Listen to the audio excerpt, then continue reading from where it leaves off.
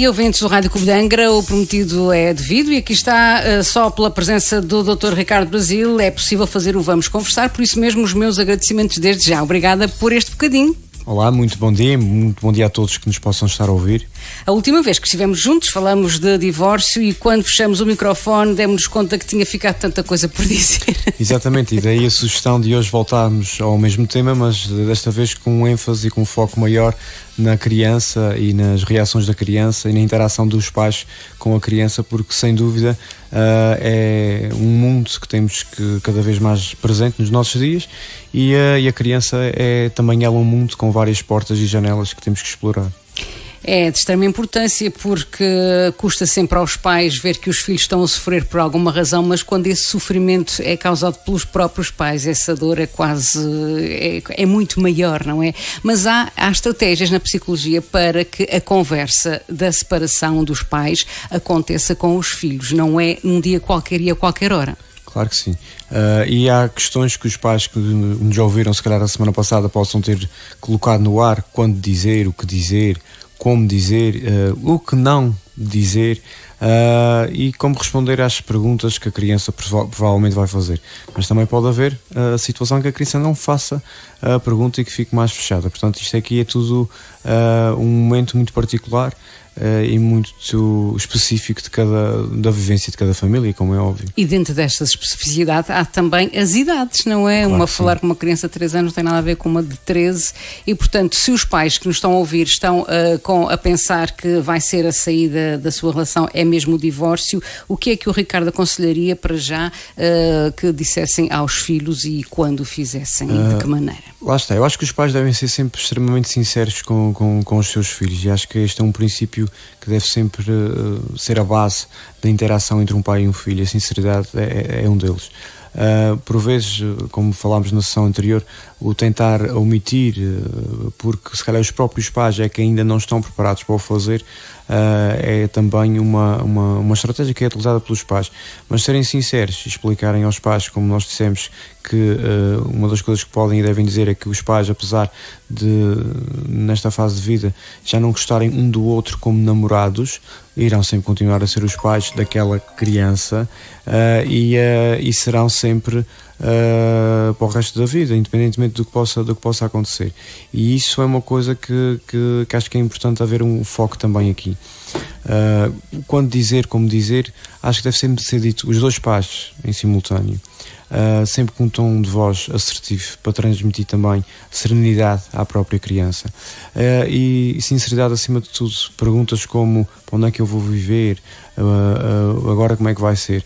Se os próprios pais naquela altura não souberem responder àquela pergunta, sejam sinceros. Neste momento nós ainda não sabemos como é que vai ficar essa situação, muitas das vezes ainda não estão de acordo relativamente à regulação do poder parental, ainda não sabem o que é que vai ser o melhor para aquela dinâmica familiar, de acordo também com os empregos de cada um dos pais, etc., com o suporte familiar que possam ter também na sua realidade do cotidiano, e portanto há coisas que às vezes não são logo possíveis de responder, mas aí dizem: olha, nós neste momento ainda estamos a conversar sobre isso, quando soubermos e quando tivermos também uma maior precisão, tu serás também o primeiro a saber. E acho que isto é importante para a criança se sentir mais segura, porque há sempre uma quebra da tríade: eu, pai, mãe, e vai haver ali uma quebra da tríade como ela a vivia, o que não quer dizer que haja uma quebra na parte relacional na vivência dessa tríade, porque a criança tem que se sentir suficientemente segura em cada uma dessas interações: eu, pai, eu, mãe, porque já houve aqui uma base que é alterada, que é a relação pai-mãe. Mas se essa relação puder coexistir na vivência da criança de uma forma assertiva, era o ideal, como é óbvio. Então, para já, falar com sinceridade e com tranquilidade. Certo. Apesar disso, e se os esforços forem todos feitos, podem haver reações que não estariam à partida a ser esperadas pelos pais, por parte das crianças. Claro que sim. Nas nossas vidas, todos nós conhecemos alguém cujos pais se divorciaram. Eu próprio sou filho de pais divorciados. E todos nós sabemos que houve jovens que se adaptaram, ajustaram e readaptaram de uma forma saudável, e há muitas famílias que nos possam estar a ouvir e que conseguem perceber isso. Sim, os meus filhos adaptaram-se bem, mas há outras também que podem, dependendo da idade também, não é? Podem ter vivido realidades muito difíceis. E uma das coisas que pode colocar a criança em sofrimento é exatamente a não comunicação dos pais pós-divórcio, em que a criança acaba por ser um pombo-correio. Olha, diz ao teu pai isso, olha, diz à tua mãe que isto, olha, a roupa foi, mas não veio, olha, a roupa não veio lavada, o teu cabelo não veio assim e assado. Isso é o que não se deve fazer. Exatamente, isso é o oposto do saudável. E a criança aí sente realmente uma pressão muito grande e sente um peso nos ombros, e depois não quer magoar o outro, não quer magoar o pai ou a mãe, e então muitas das vezes transmite a comunicação que lhe foi pedida de uma forma muito mais suave, etc., mas depois sofre. E às vezes sofre em silêncio, e às vezes não se apercebe muito que sofre, dependendo da idade também, porque pode haver aqui uma inconsciência também do peso disso, e um não confronto com esta realidade. E sem dúvida nenhuma que há depois um mundo todo para explorar aqui, dependendo da idade de cada uma das crianças, mas não fugindo aqui também à pergunta que me fez, e sendo mais específico, podem haver alterações quer emocionais como fisiológicas, decorrentes de alterações emocionais, não é?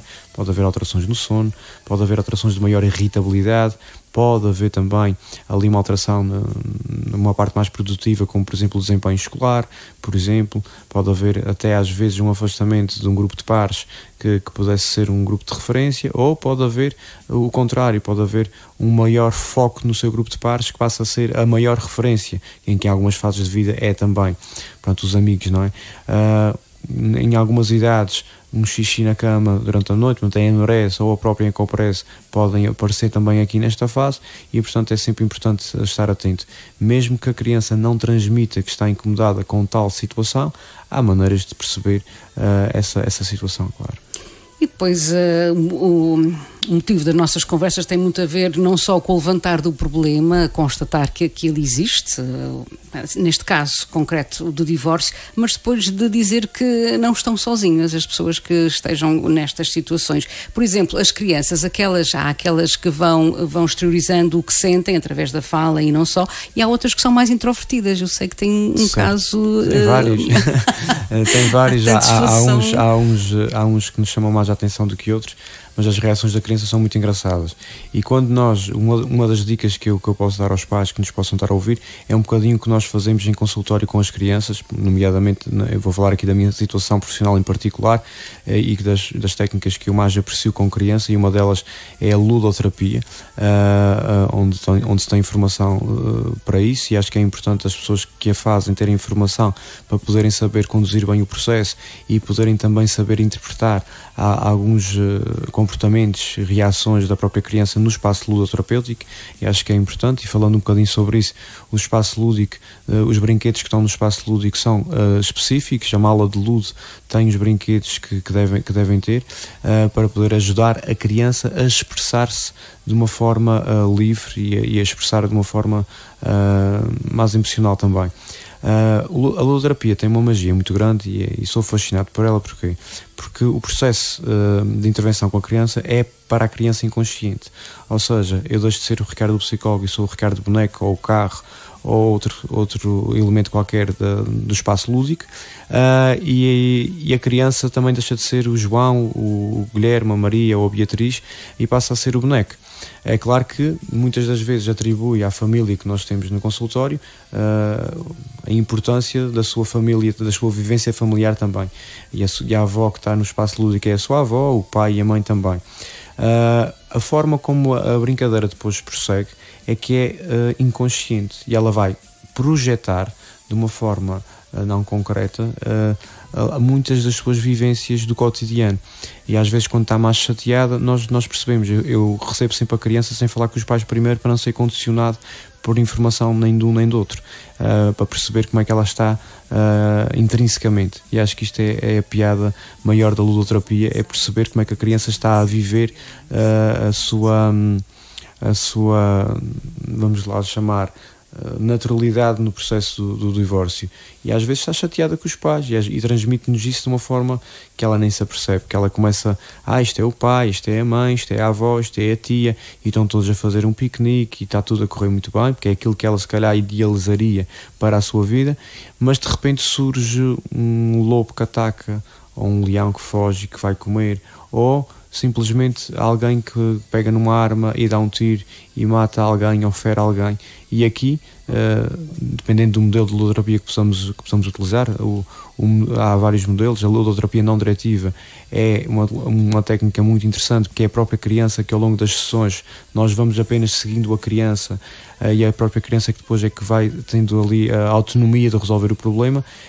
Eu acho que mesmo na ludoterapia não diretiva, às vezes gosto de dar uma orientação à criança, como por exemplo, num caso desses, quando há um tiro, etc. Eu, em algumas sessões, vou buscar um médico e a ambulância, para que nas sessões posteriores a criança já o consiga fazer sozinho, porque naquela sessão ela não é capaz de resolver um problema, e aquele problema que está ali naquele espaço lúdico muitas das vezes é uma projeção de um problema que ela tem cá fora que não consegue resolver, e não sendo a criança capaz nem autónoma de resolver problemas no espaço lúdico, também não o é cá fora.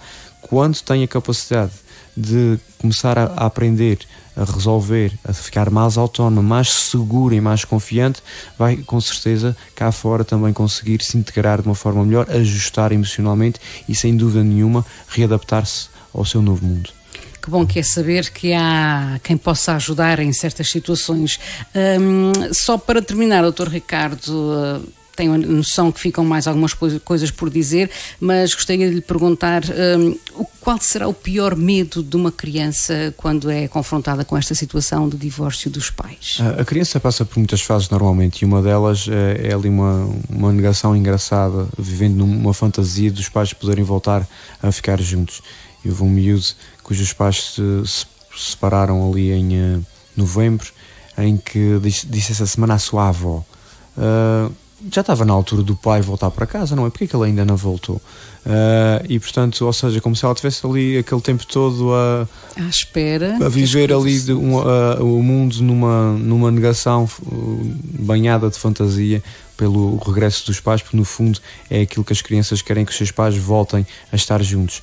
Outras delas, devido às violências a que são expostas, sabem que aquele é um cenário que não querem voltar a viver e normalmente sentem-se sempre mais confortáveis ou com um ou com outro pai, mas aqui é muito importante, e deixando esta palavra aos pais, que quando falarem do ex-marido ou da ex-mulher, que tentem falar e na frente da criança atribuindo sempre intenções positivas sobre o outro. O teu pai gosta muito de ti, apesar de não estar aqui, ou a tua mãe gosta muito de ti, apesar de não estar aqui, e nós vamos estar sempre aqui contigo, sempre ao teu lado aqui para te ajudar em tudo o que tu precisares. E este é o maior desafio para os pais, porque muitas das vezes a raiva, a irritabilidade, as emoções negativas que persistem e que levaram ao fim do casamento ou da relação, fazem com que seja uma transmissão muito direta e imediata para a criança, que acaba por ser um pombo-correio pesado. A semana passada deixamos uma palavrinha para aqueles que estivessem a pensar separar-se ou não. Esta semana é para aqueles que continuam com esta dúvida, mas com o peso de dizer aos filhos. O que é que o Dr. Ricardo diria àqueles que estão a pensar em divorciar-se e não o fazem porque receiam magoar os filhos? Okay. Eu tenho algum receio também de ter, na semana passada, ter sido um adepto do divórcio. Não é assim. Se tiver, o divórcio é uma opção quando a relação já não tem futuro, não é? Mas há muitos casais que nos possam estar a ouvir que neste momento não estão saudáveis, nem têm qualidade de vida porque não conseguem comunicar um com o outro. Talvez desbloqueando às vezes alguma via de comunicação, voltando um pouco mais atrás, rebobinando a cassete, já não há cassetes, mas passando o vídeo para trás, não é? Uhum. E viver novamente alguns momentos no início, se calhar conseguem encontrar um caminho que canalize uma comunicação diferente, e comunicando de uma forma diferente às vezes resolvem-se problemas de uma forma diferente, e acho que isso é uma forma muito engraçada de poder ver o momento atual. Às vezes é preciso um mediador, outras vezes não, mas isso pode acontecer. Aqueles que sabem que não é por aqui o caminho deles, não tenham medo em dar este passo. Se realmente este é o passo a dar, devido a proteger a criança, ela ficará muito mais protegida quando se conseguir readaptar mais facilmente à nova realidade. E pronto, missão cumprida aqui na rádio relativamente ao tema divórcio. Outros temas hão de ser trazidos. Obrigada por a sua disponibilidade mais uma vez. Certo. Olha, e da nossa parte também da Casa de Saúde, obrigada pelo espaço que nos é dado todas as semanas. E aos nossos ouvintes lanço um desafio: se tiverem alguma dúvida sobre este tema, que é um tema muito presente nos nossos dias, que possam mandar alguma pergunta aqui para o Rádio Clube de Angra, para nós podermos responder em emissões futuras. Fica então aqui também esta abertura através da página do Facebook. Podem sempre deixar algumas sugestões de temas que gostariam de ver aqui trazidos no Vamos Conversar. Obrigada, Dr. Ricardo. Continuação de um bom trabalho. Muito obrigado a todos. Um resto de uma boa semana.